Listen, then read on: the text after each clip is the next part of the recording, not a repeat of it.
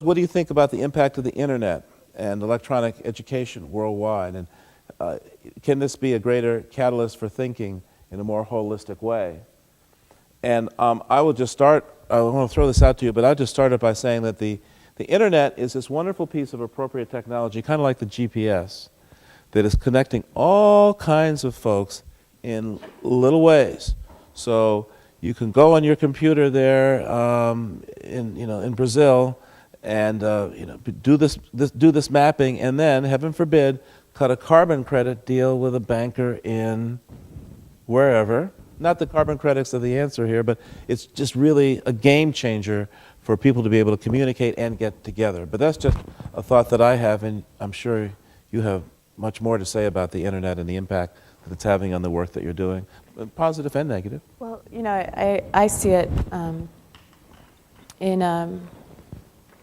as a really, really positive opportunity for us to share knowledge and share stories and communicate with each other. I've used the internet as the primary vehicle for storytelling on water issues. Because if you think about it, if I went into the field using my grandfather's technology, which was incredibly innovative at the time, and he really pushed the envelope on how we communicate about environmental stories and issues, and he invented a lot of the equipment that he took into the field with him. But my mom, who has the best stories of anyone I know, tells me about how when she was on expedition with my father, they had to be in the field until they got the equipment, until they got the story, using film and big cameras and a crew of, on the Calypso there was a crew of 30.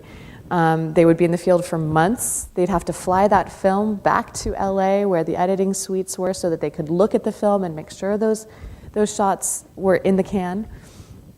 Today I can go into the field for 3 months with 7 people and post films in real time as we go along and explore these issues in these different places, and actually give people an opportunity to experience this adventure with us, to interact with us, to share those stories with their friends while we're there, and to make it truly engaging and truly interactive. And that is really exciting, because that kind of technology, from a communications standpoint, to be able to engage people through their networks and give them stories to talk about and start conversations around, and I think is one of our greatest opportunities for moving the needle, because it engages people in a way that they just haven't been engaged before through traditional media.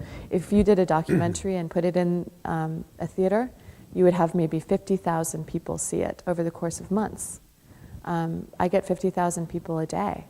And with this upcoming expedition, we may get 50,000 people to see it an hour, because we have really embraced a distributed media strategy online. And that's very exciting. And we can tell stories of these indigenous tribes in a way that hasn't been done before. And so technology and the internet, from that perspective, is a gift.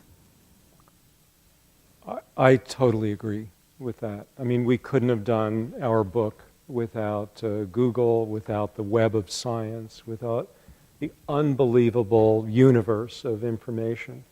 But at the same time, the internet is filled with junk science, and that there's no review about what's real science and what's junk science. That junk science has a way of getting spread around very rapidly, sometimes virally. It then gets picked up, for example, about ClimateGate by Fox News, and then it becomes national news, and then it's on the front page of the New York Times, and then it becomes this massive scandal and interferes with people's understanding of what's really happening with climate change. So it can have a negative effect as well with some of the bad stuff that's there. But there's another aspect of electronic communication that also has a positive and negative side. And here's my psychiatrist part coming out. Clearly, things like Twitter and Facebook have enormously wonderful things to say about them. Look what happened with the sort of green revolution in Iran, where Mousavi essentially won the election, not Ahmadinejad, because of the ability of people to communicate with each other by this means.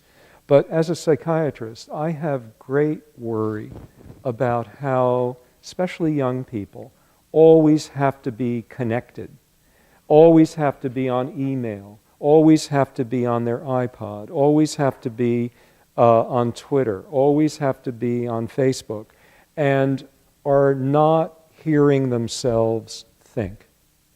And I think part of growing up and part of establishing critical thinking is the ability to hear yourself think. And that means being alone some with your own thoughts. So I have some worries about that side of it. Need to throw out. Yes. Yeah, I want to echo what Eric said. I think the invention of the internet in some ways is like the invention of steel. It's literally a two-edged sword.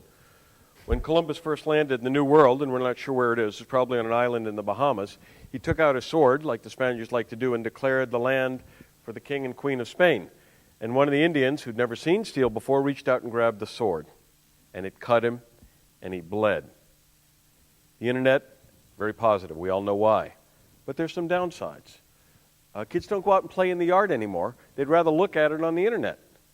So not only do they not relate to other people, they don't relate to themselves, and they don't relate to nature. And I think there's a real cost to be paid for that. But the internet is not different than any other powerful technology. You have to look at it over time to see really what the positive and negative aspects are. But the ridiculous idea of, oh, it's all for the good and we're going to live happily ever after, I wholeheartedly reject.